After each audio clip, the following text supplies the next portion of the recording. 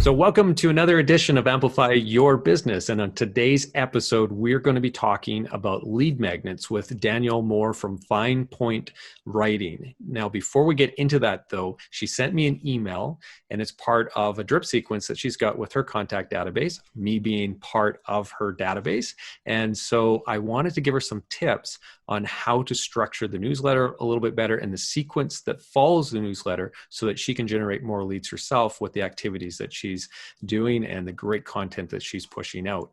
And so I want to introduce Danielle right now. Danielle, welcome to the show. Thank you so much, Lance. It's great to be here. And I'm really excited to hear what you have to say about how to structure my newsletter better.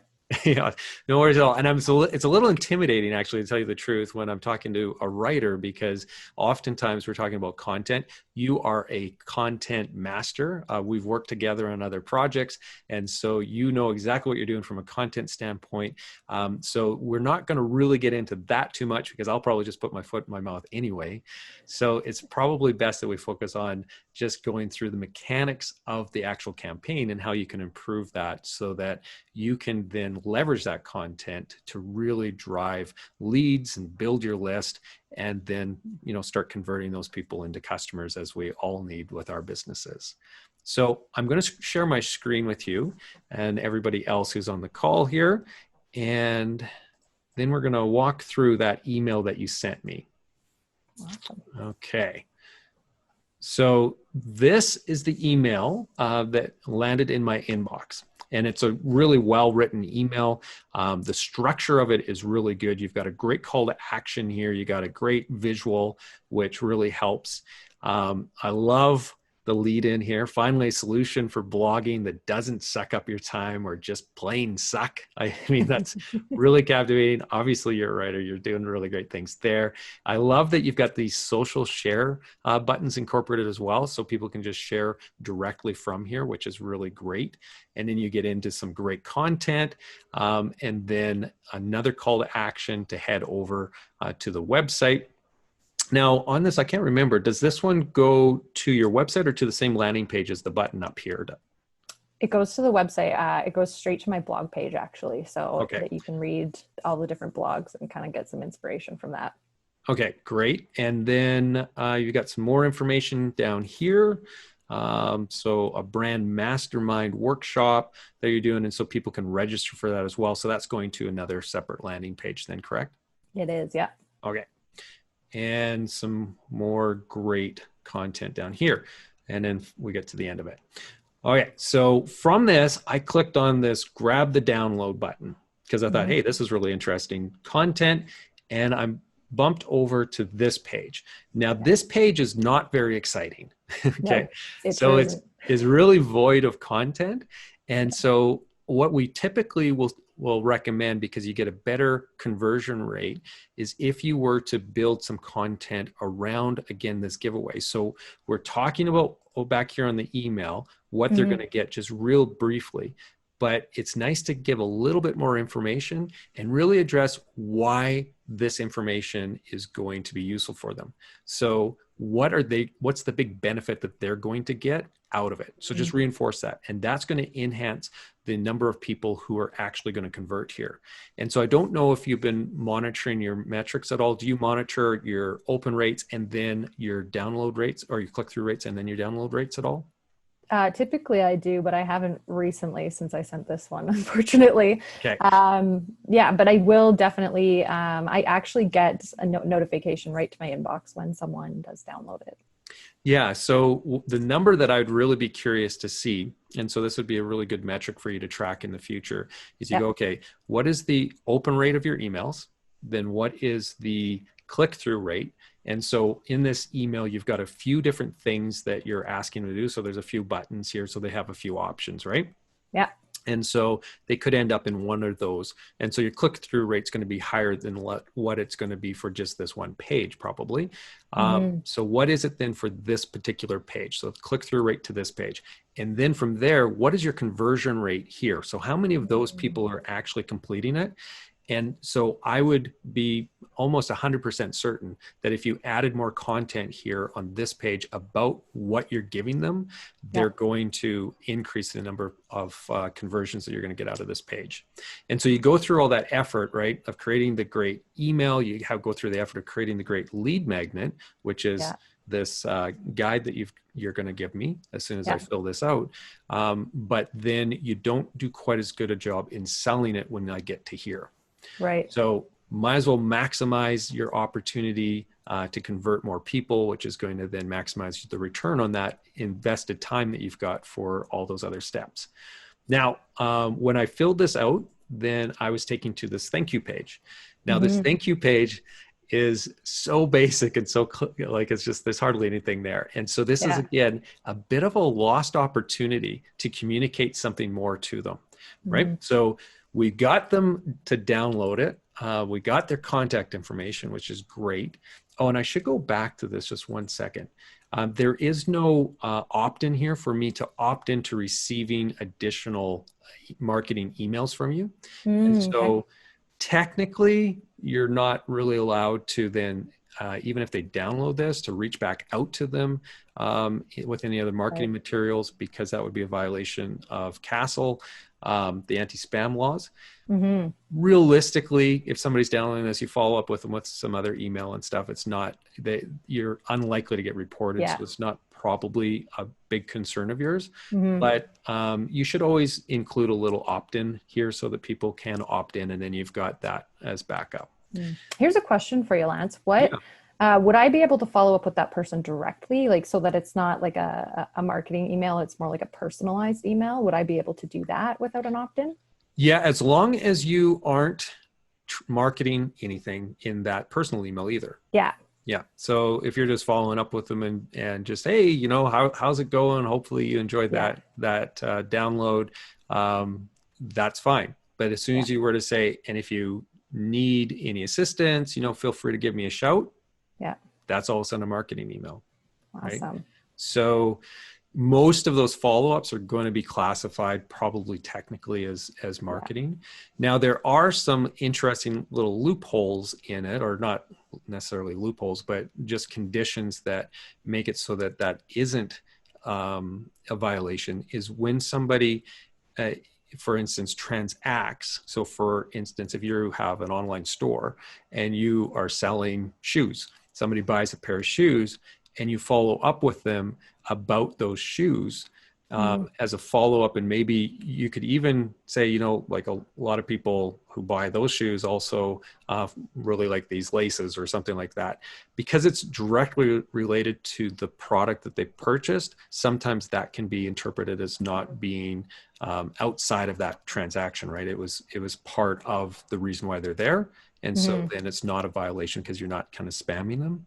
Right. And so the general rule of thumb that I follow on these, typically for our own, is that if you're sending great content that's relevant to your audience, they're never going to be offended. And so it's only the reason for the intention of the law is to stop all those really crazy spammers that, you know, and most of them are actually from out of country who are spamming us, sending us all this garbage, and you try to unsubscribe and they won't leave you alone and everything else, right? So you're not doing that. And so as long as people are getting value, they're not going to unsubscribe. And even if they're like, you know what, I'm kind of done with getting the information now from Danielle, and so they unsubscribe, they're not likely to report you or anything because you're not being offensive with anything. You're not really,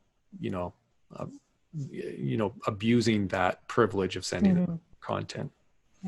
So as long as you're sending good stuff, you shouldn't have any problems. So on this page, then, this thank you page, this is another place where you could either reinforce what it is that you're sending them so that they are looking forward to it in their email. So they'll actually go back to their email and open it up right away. Because the more opens that you're going to get on that and of that download and views of those downloads, the better it's going to be in terms of at some point them going, wow, this person really knows what they're doing. And so then a better chance of them being more open then to a business relationship at some point in the future. So you really want them to get value out of that piece that you just sent them. So I would, again, try to resell it, try to say, hey, it's just landed in your inbox. Head over there and take a look at it. Let me know what you think or something like that. Or you can incorporate an upsell and so the upsell in this case, when I go back to this email that I would be doing, and it's not technically an upsell what you're doing, but this workshop, or I don't know, do you sell, is this a paid thing? Yeah. Yeah, so it would be an upsell then. So then what would happen is on this page, you'd be like, okay, I hope that you're going to enjoy that. It's landed in your inbox. Head over there, take a look at it. But in the meantime, since I got you here, I want to let you know about this workshop. Yeah. And so if you ever had these problems, or if you ever wanted this solution, here's a great thing for you. And so then people can click on that, and then it can take them either to another landing page or purchase page, or this could be the landing page for that offer, right? I will have to, I might have to change how this works, because I know that Dubsado has some limitations on this portion here. It's just like a really simple response page, but I could possibly, work in like a separate landing, like it takes them to a separate landing page or something. Yeah. So does Dubsado, and just so everybody knows, Danielle is using a CRM called Dubsado, which is one that's a little bit more specialized, I think you said, for the writing industry. Is that correct? Not for the writing industry. It's Dubsado CRM for creatives. So yeah, it's a lot of, if you're photography business, graphic design, any of those kind of usual freelancing type businesses, then it's a really good option. Yeah. Okay. And so Dubsado has a CRM component, but it also has some marketing automation pieces and this email campaign creation, which is, similar to, say, MailChimp or something like that. So it actually doesn't, Lance. It's, it doesn't? No. So it's more one-on-one, I would say. And so you can't really use it, unfortunately, to send the newsletter, but it does help with all these little pieces, like gathering information. It has lead intake forms, which is the one that we were just on there. Yeah. And so it integrates into the process, and yet it can't be the full process yet. So I'm not sure if they're working on that feature, but they do add things every once in a while. Okay. Yeah. So you're using a blend then of that along with MailChimp then to send out the emails. I see. Exactly. Yeah. So if they have the ability to do a redirect to another landing page, then that's what I would definitely do here. Yeah. Maybe even a link or something. Yeah. So then I get the email. Here's the blog post freebie. So I get this email. Again, it's kind of bare in terms of the content, but in this case, that's not necessarily a bad thing, because you're really wanting them to, access that freebie and get the value that they're going for here, right? So you want them to know, like, and trust you, and you do that by giving them great content. So when I click on that button, then I come to this page.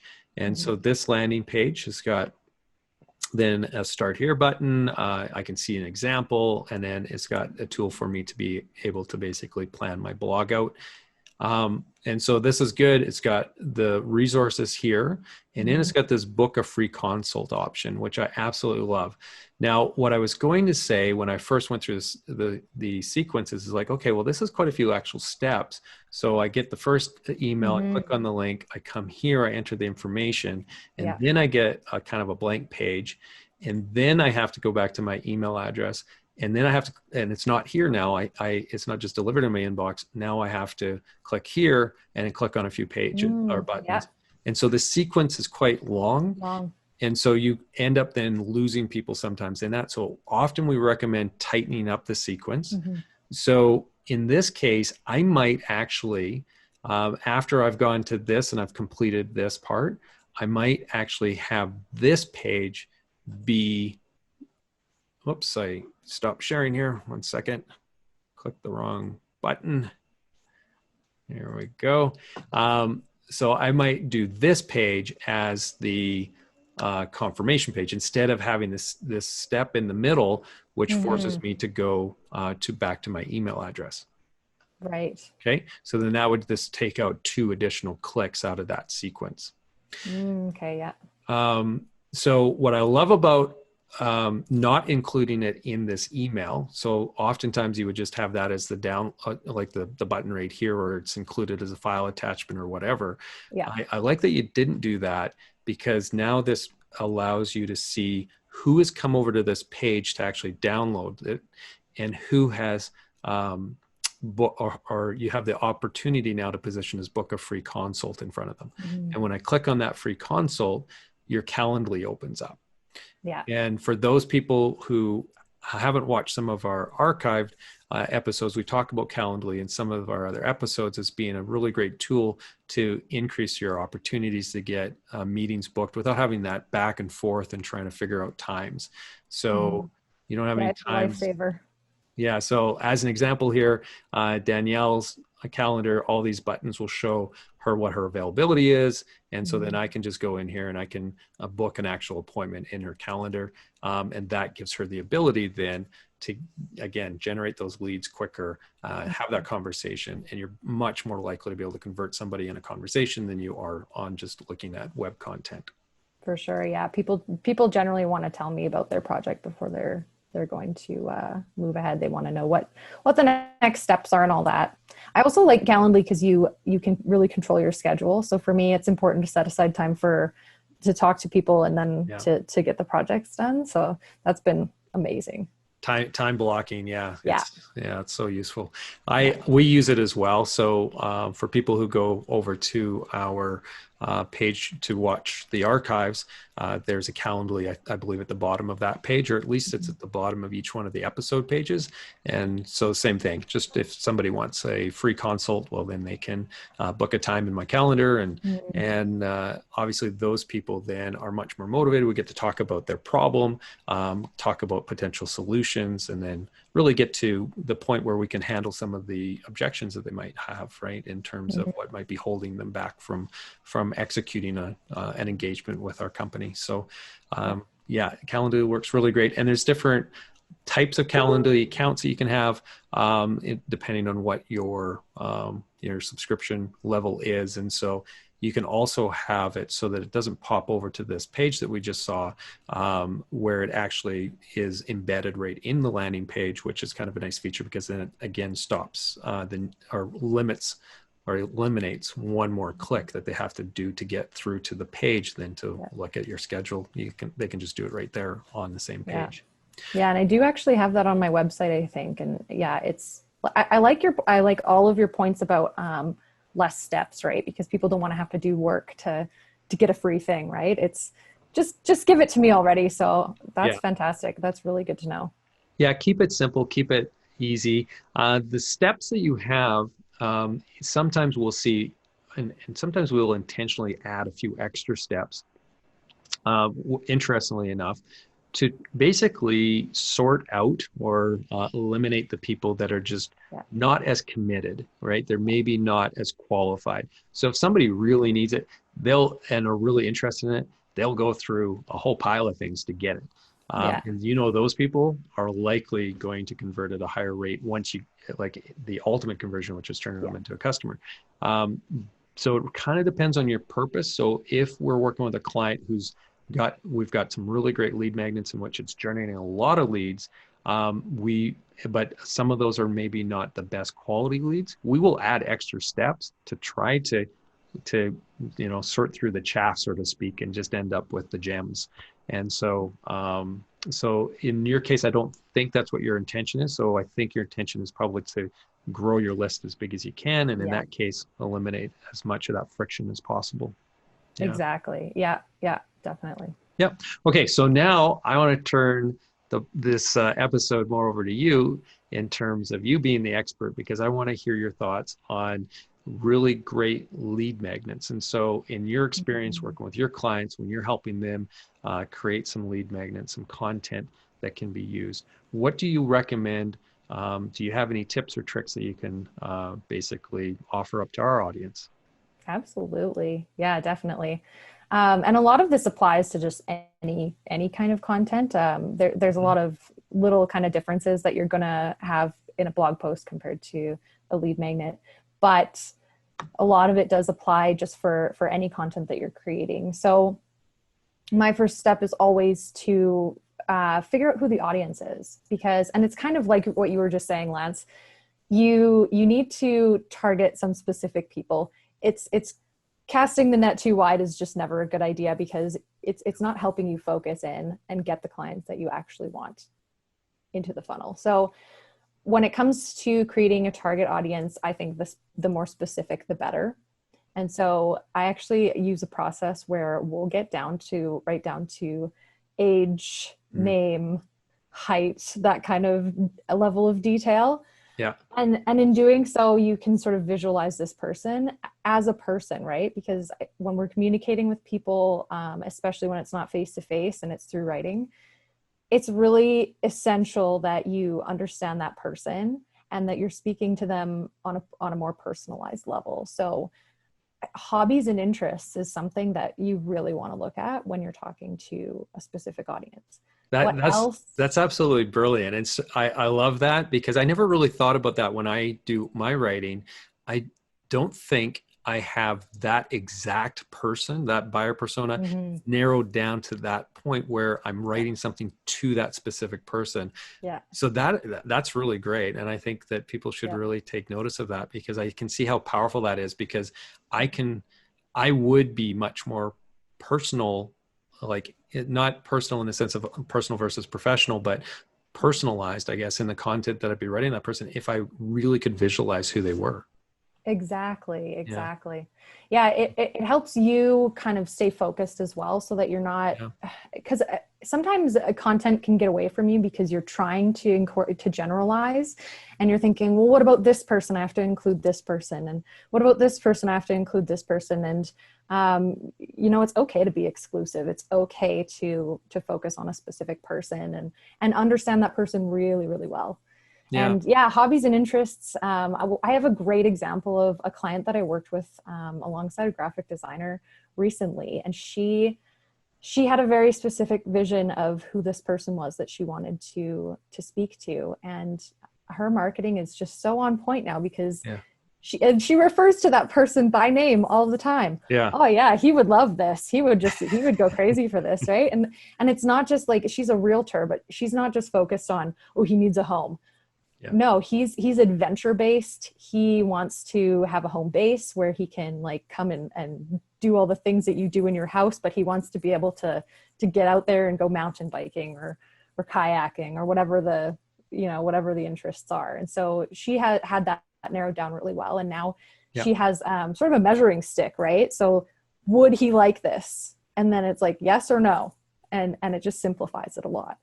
So any tips on how to go about creating that buyer persona then? Is there anything that you'd offer up to the audience? Yeah, I have a full process actually that I use, but really it's just a matter of asking the right questions. So start with the general and then narrow it down. So you're starting with things like, what are their needs, and what are they looking for? What do they value? And then you're getting more specific. What brands do they like? What other companies do they use or work with? What is their education level? Then you're getting even more specific. So how much money are they making? How many kids do they have? Yeah. All of these specifics until you get down to a gender and like height and weight, name. Yeah. So one thing that I think is really interesting too, and a lot of people might not realize this, is if you're using Facebook at all for your marketing purposes, you can go into audience insights. And so you'll be able to see the basic makeup of the audience that you are already attracting. And so you could compare that against then this buyer persona that you want to be attracting. And you can see, are you on the mark or not, which would be quite informative. And then you could also at the same time be looking at that audience and going, okay, if I'm not on the mark, maybe I need to be thinking differently, because these are the people who are buying. And if you're happy with that, then it's like, okay, I want more of those people. So now they need to start changing their communication to speak to that persona that is actually already there, I suppose, right? That's a really great point, Lance, because, and I think that's where people do have trouble, because there's your ideal client, and then there's who you're targeting right now. So it's either you kind of either or, right? You either have to retarget your marketing, or you need to think about how you can connect with those people you're already connecting with. Yeah. And so, yeah, I've done something similar for a client where you look at the demographics, and it can be really shocking who is looking, because in this case, it was a trades guy. And it was mostly like 40-year-old women who were clicking on the ads. And so it was interesting. It took our plan in a whole different direction, and we started changing how we were going about the content. So Yeah. Interesting. Yeah. Okay, so now we got the buyer's persona Okay. nailed down. Yes. And what's the next step? Yes. Okay. The next step is figuring out, what does that person need to walk away with. So Okay. This kind of relates to format, because there's a lot of different ways you can set up a lead generator. You can do what I did, where it's a template and people can do an activity. You can do quizzes, you can do courses. There's endless lists of things that you can do. Yeah. And so it's about figuring out what content delivery system is kind of right for your audience. I always like to have something that's really action based. So they're actually going to do something with it, because if it's just kind of like a printable form, yeah, you kind of read through and maybe it's awesome, but you're not going to revisit it. You're not going to take an action with it. Okay. And I think that action part is really important. Yeah. So that's something to focus on for sure. Okay. So no checklists, no cheat sheets. It's a lot less of that, and a little bit more guides and courses, workshops, webinars, those kind of things. Exactly. Steps that you can take in a process, right? Yeah. Yeah. So that's always my other recommendation. So once you have kind of figured out what you want to be, sorry, I have to look at my notes. Yeah, no worries. So yeah, once you kind of have a direction, then it's thinking about the takeaways. So what is someone going to get out of this? So a couple months back, I was involved in planning a course. Okay. And the piece that we kind of kept missing, because there was a whole bunch of people coming together to deliver this course, and the piece we were kind of missing is like, what is the takeaway? Mm-hmm. So there might be multiple takeaways, but I really think it needs to come down to one big takeaway. And sorry, by takeaway, are you referencing not the thing that they, the physical thing that they walk away from? Not a physical thing. No. The idea, the concept, the knowledge. Yes. Is that what you're talking about? Okay. Exactly. What are they going to leave thinking about? Okay. What are they going to do next based on what you've told them? Yeah. And one other point about like when you're designing the content as well is sections. So one thing that people tend to do when they're writing is just kind of write a big block of text. And this applies to blogs, it applies to websites, it applies to all different types of things. Sectioning your content makes it more visually appealing. It makes it scannable. It just breaks it up for people so it doesn't look so intimidating. And so I always like to section content in anything that I'm providing to people, but especially in something like this where they would just want to get some value out of it, right? So they're going to be scanning for the pieces that are most important to them and then kind of walking through the process.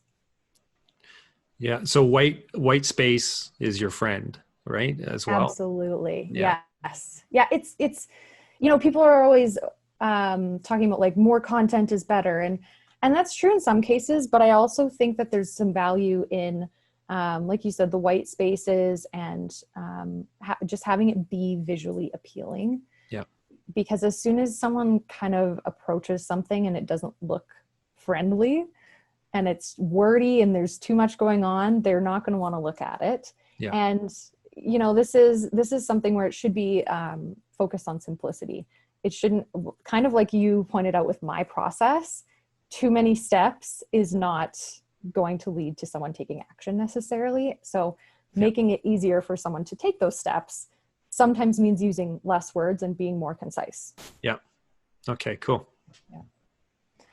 Yeah. So, I mean, that's probably a good overview of how to get started, at least. Yeah. Yeah. Sounds really good. So have you seen anything recently in terms of lead magnets where you're just like, wow, that was impressive, or that you got to work on with a client that you're, at the end of the day, you're just like, okay, that was really cool. We were able to do that because the client really trusted us in doing this. You have any examples? And I'm putting you on the spot right now, but Totally putting me on the spot. yeah, I'm just curious. I'm just thinking what I've downloaded recently.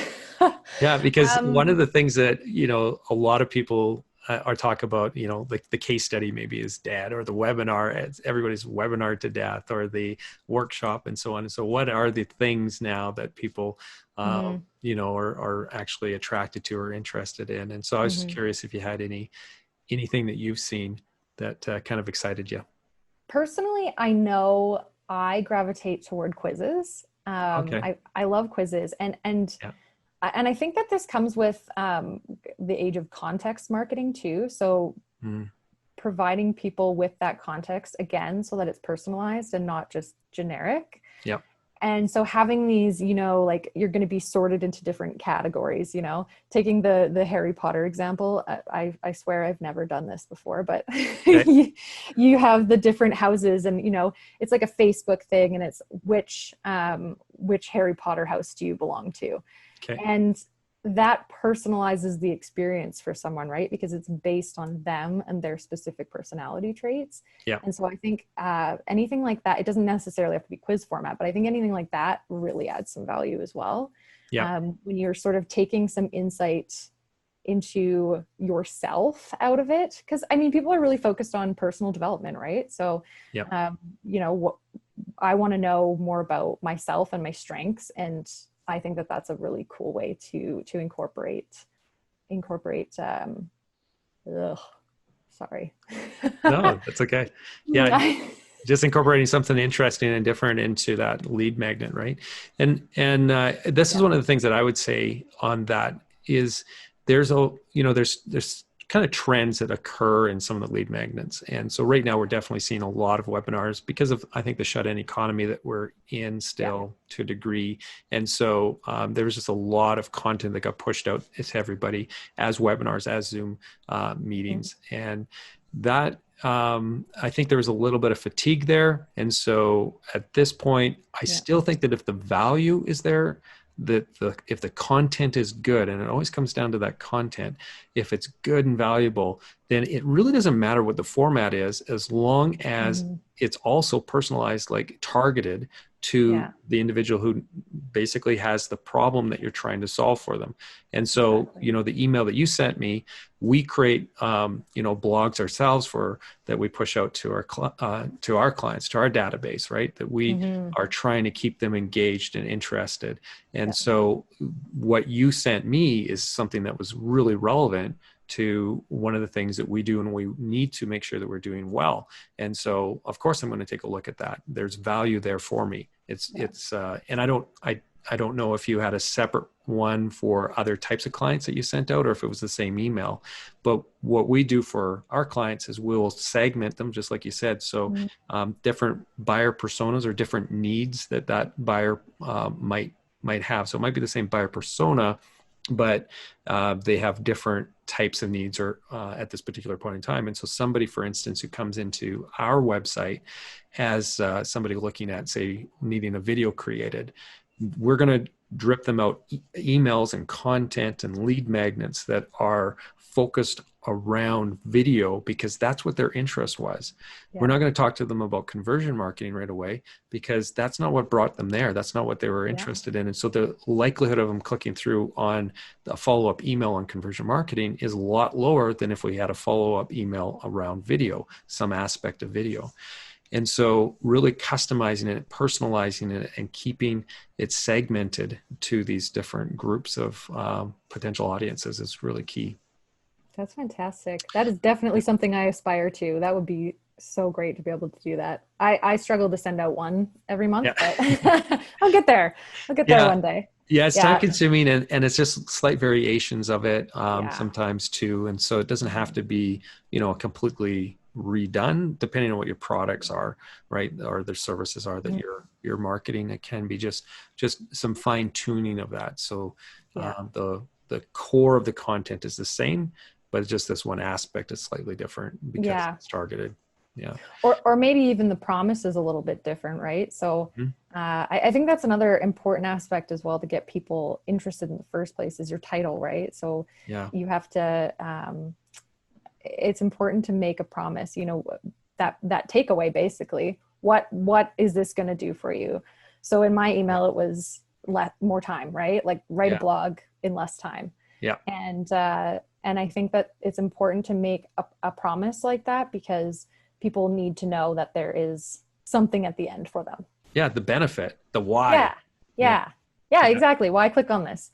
Yeah. Well, I'm going to save a lot of time because normally it takes me 3 hours to write a blog post. Yeah.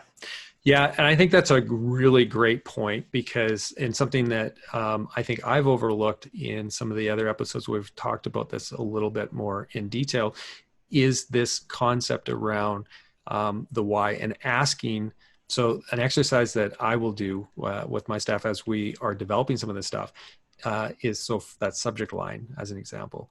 My first question is, once I read it, is it's like, why do I care? Right? Yes. And so then it's like, okay, if I don't get it right away, then that means this has to be refined because I need to care to open up that email. I need to care enough about what is being said. So it has to communicate my why, like the why. Why is it important to Lance? And so if it doesn't, then they come back with another edition. And then again, it's the same question. It's why. And you just keep asking the why. And sometimes it'll take a few times, but then you get to a place where it's like, okay, this is really nailing it. And I loved yours where you were just really talking about that time, which is such a critical thing for so many businesses because the number one reason why people, I think, don't create blogs, it's not because they don't have the content, it's because they don't have the time. Absolutely. Yeah. Yes. Yeah, for sure. And I mean, you know, it's another thing is I like what you said about sort of coming back to it too, because that's not what I wrote originally, right? I had kind of a placeholder text there it was very dull and here's a free thing. And like, I think that our initial idea is, oh, well, if I just offer something for free, everyone's going to love it. Yeah. But that's not the case because there's a lot of free content out there. So it has to go beyond just here's a free thing.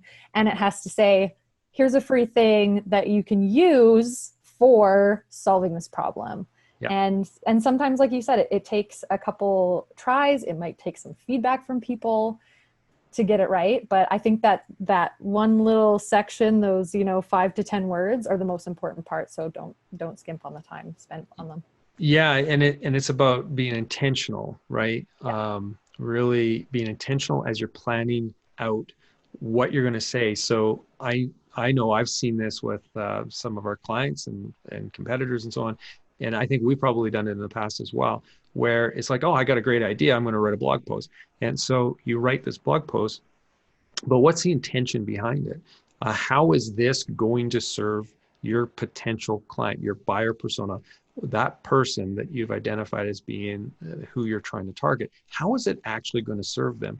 And sometimes we just write stuff because we know it and we like the topic or we think that it would be interesting and stuff, but we don't think through, okay, is this really going to answer a why? Is this going to satisfy a need? Is this going to help elevate us in the eyes of that prospect as being somebody that is, that we are experts in this and motivate them to want to reach out to us. And so being really intentional as you're planning that out, I think is really, really key.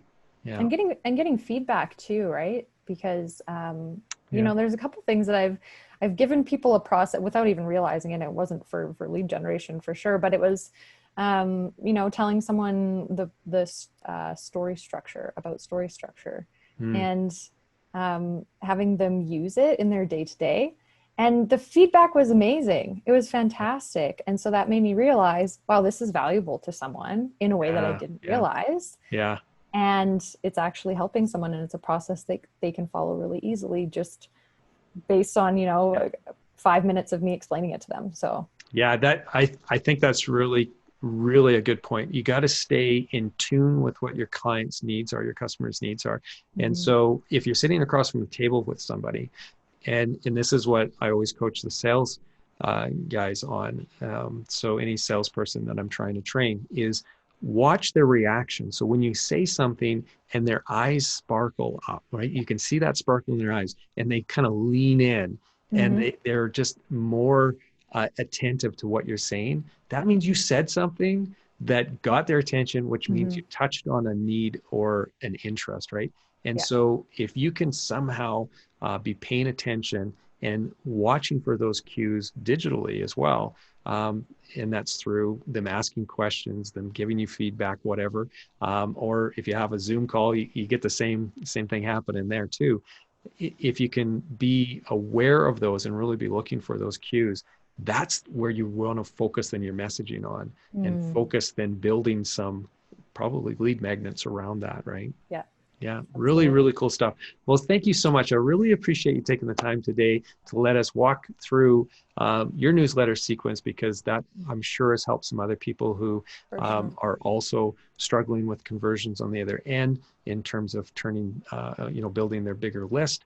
And so there was some things that we talked about there, but I really appreciate you taking that time to share your process and how to do a better job of creating some lead magnets and work with that content. So thank you very much.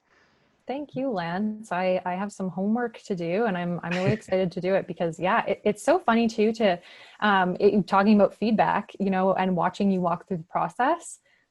That was, I hadn't done it myself, so I didn't know. So it's Yeah. really interesting to get that outside view, and very helpful, and I'm sure that'll help a lot of people with Yeah. the Yeah. actual strategy behind it, right? Yeah. Like I say so often is, we're not doing anything that's like world changing. We're not rocket scientists over here, Yeah. as the saying goes. It's a Yeah. lot of just kind of almost common sense in Yeah. terms of, okay, well, if I were that buyer, would I keep clicking? Yeah. Is there a way to make this easier? Is there a way to make it more compelling? Is there a way to nudge me just a little farther down that buying journey Mhm. as I'm going through this? And so Yeah. there definitely is. So I'm glad that you took something away from there. Now, like I mentioned at the beginning to everybody, Danielle and we've worked together. And so Danielle has done a lot of writing for us. She's extremely talented. And I think it's really important for anybody who is wanting to get their company out in front of their audience is to go through those steps. And if you don't have the in-house capabilities to do it or the time, I definitely encourage you to reach out to Danielle, because she will help you out, and she'll get you guys the content just really flowing well, so that your clients are going to respect and appreciate the information that you're sending out. You're going to stay top of mind. You're going to be writing more compelling or delivering more compelling content into their inboxes or on your website, which is going to translate into more business. And so content marketing is huge, but you have to have good writing skills in order to do it. And if you don't have it, Danielle's the person to talk to. So Danielle, how do people reach out to you or find you then? They can check out the website, so www.finepointwriting.ca, Okay. or send me an email directly. I'd love to talk directly. It's Danielle, Danielle, at finepointwriting.ca. Yeah, so I'm just going to pull up the website here. So like she said, finepointwriting.ca. And if you click on the contact me button, you're going to get an ability to reach out to her and some social media handles too. Yeah. So definitely encourage you to head over there. And I am just going to, yeah, here we go. So this is our end slide so that you guys can all find us and other episodes. So it's at amplimedia.com/amplify if you're interested in checking out another episode in which we talk about other things related to marketing. I give you some quick and dirty tips on how to improve yours so that you guys can be more successful. So thank you again, Danielle, and good luck everybody on your marketing journey. And if you need anything at all, don't hesitate to reach out to me or Danielle. We'll talk to you all real soon, hopefully.